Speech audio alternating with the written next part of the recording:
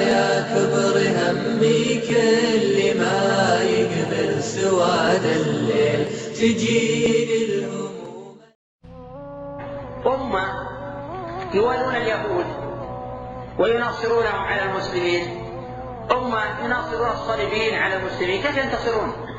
لأن هؤلاء هم الصليبيون وجهان لعملة واحدة. أمة تقيم حوارات لحق ثوابت الشريعة، أمة تقيم حوارات مع القبوريين ومع الرافضة ومع العلمانيين ومع الليبراليين ومع أراذل البشرية. هؤلاء ينتصرون أبدا، ما دام ما يوجد عند هؤلاء ولا وبركة كيف ينتصرون؟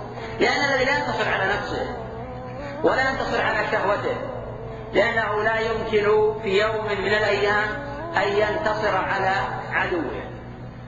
دائما تجد ضعف النصرة للمسلمين وقلة العداوة للكافرين من أمرين.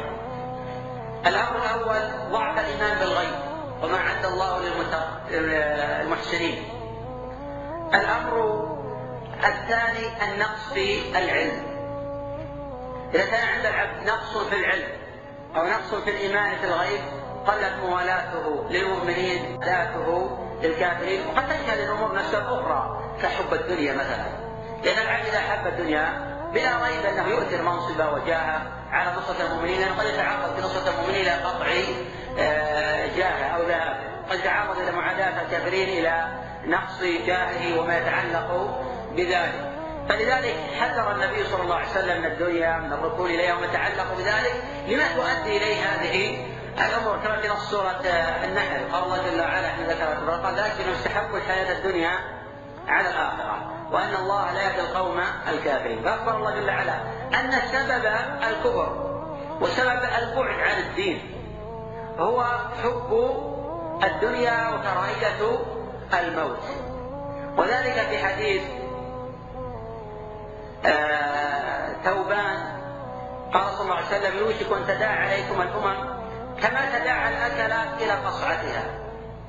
قال ومن قل نحن يومئذ يا رسول الله؟ قال لا أنتم كثير. هذا علم من أعلام النبوة وأن الأمة تتنامى في آخر الزمان، وهذا هو الموجود. تبلغ الأمة الإسلامية الآن طبعا نحمل الهوية بصرف النظر عن واقعها الحقيقي 1,200,000,000.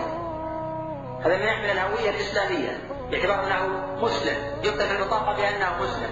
قد يكون مسلم وقد يكون منافق وقد يكون زنديقا، أن يدخل في ذلك كل ما ودع. المقصود أنه يحمل البطاقة باعتبار أنه مسلم تجاوز 1,200,000,000. ولكن ماذا قال عنهم؟ لكنهم قتل.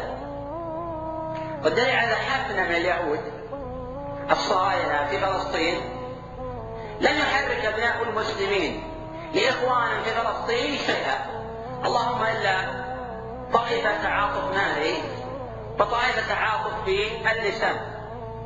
بين الناحية العسكرية الناحية العملية النصرة الحقيقية التي أمر الله بها هي في الحقيقة غير موجودة. نعم هم يعتذرون بالواقع بالحدود الإقليمية والمصطلحات الوهمية، هذه أشياء، لكن ما عملوا الأسباب المؤدية إلى كسر هذه الحواجز. فلا قال النبي صلى الله عليه وسلم لكنكم غثاء